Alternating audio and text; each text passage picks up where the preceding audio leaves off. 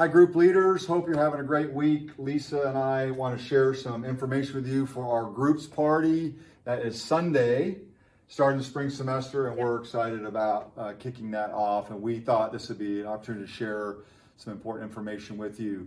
We've done the groups party several times now. You all know how it goes. After each service, we'll be in the dining hall as an opportunity to connect with people who are looking for a group. So we need your help. I hope many of you can make it there for us.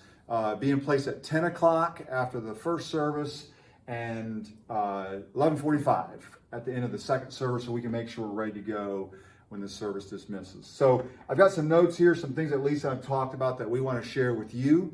That'll help it be a great time for everybody, and they can get the information they need. And one of the things that we've had asked before is like, well, do I tell them about my group or do I tell them about groups ministry? Like, what do I do? So we thought, hey, we'll just kind of do an example interaction of what it might look like. So we'll do that for you. So, hey there, glad you made it to the groups party. My name is Steve. I'm one of our group leaders, and we'd love to help you get connected. You got any questions that we can answer for you? I do. What kinds of groups do you have? Man, we have so many groups. In fact, when you look in the room here, we've got little signs up there that have the different types, men's, women's, couples, special interests, all kinds of stuff. And so we're hopeful that you'll take an opportunity to not just talk with me, but visit other leaders if you want to. There's a lot of things that we think might be a connection for you.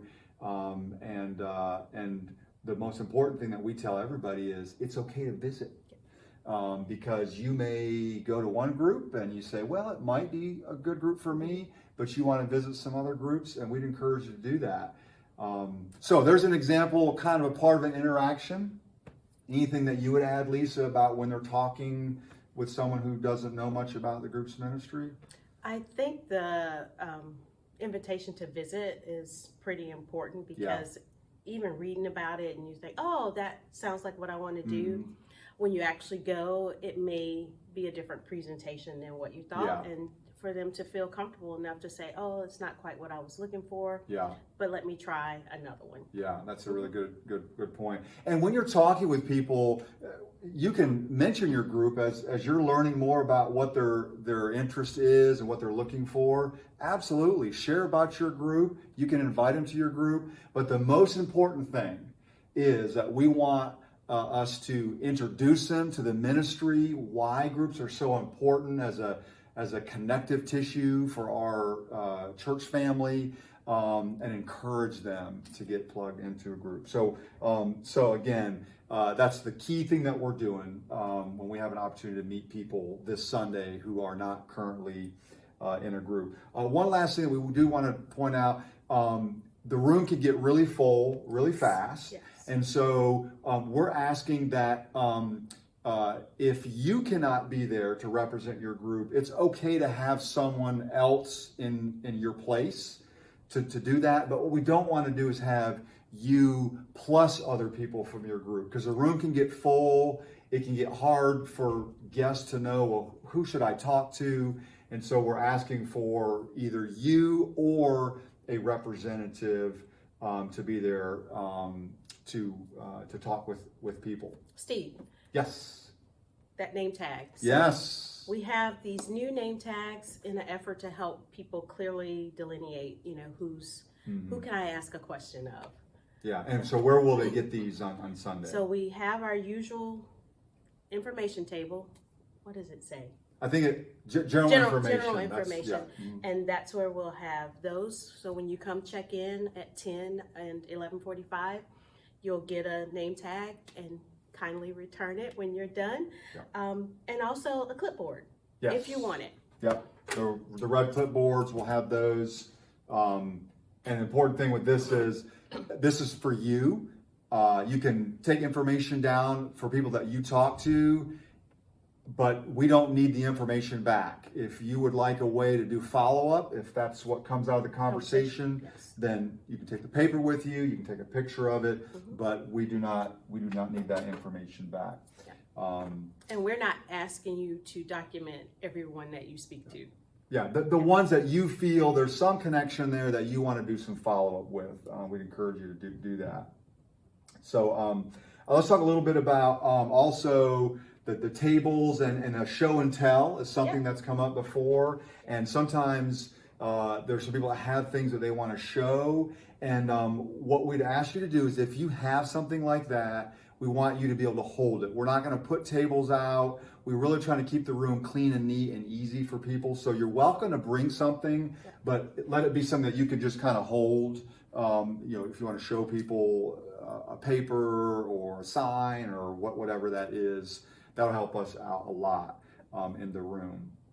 Well, the table's set up and we're going to have stuff there. We're going to have the group's catalog. They're going to be marked reference copy because we're really trying to emphasize the use of the QR code. We will have copies to give out at the general info table if somebody really would like to have a copy, but we won't have them at your individual table. You can send them over to the general info table, but you'll have one to reference. The great thing though is this here. I think Lisa, you got your phone, right? I'm ready. So they can pull their phone out, do a quick scan of that. You can give it to them as well, and there we are. It comes up. You can show them how to use the search engine, and we're really just trying to emphasize that. So these cards will be at the table, and you can give them out or just have them scan it, and that will take them right to the group finder, they can do that. And on that note, we are going to have Josh in a corner. We're gonna have our similar to this. Something like this. A huge TV set up, and he's gonna be demonstrating the use of the group finder. So you can send people over to where Josh is at, and he'll just it'll be a big screen, and he'll show them how you can do a search and pull things up, and you can do an inquiry, a note to the group leader. So we'll have that set up as well. I think that's going to be great addition to the room. So I think, look at my list quick here. I think we've covered everything. And anything that you think I've missed? Sometimes when you come up, you have belongings. I think we designated space behind against a wall to put those things. Yeah, just to kind of keep it neat. We'll be against the wall, so kind of like this here, you can just set that stuff away. So we are excited. We're praying that God is gonna call people into a new step of their journey. I think this series Follow Me is a great motivation for people to do that.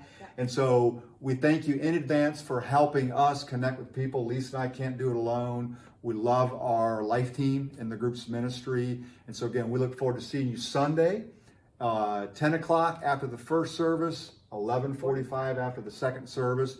You don't have to wear a Liberty shirt. You certainly can. We'll have the name tags for you. And be praying now for God to move in people's hearts and connect with a group for the spring semester. We'll see you soon.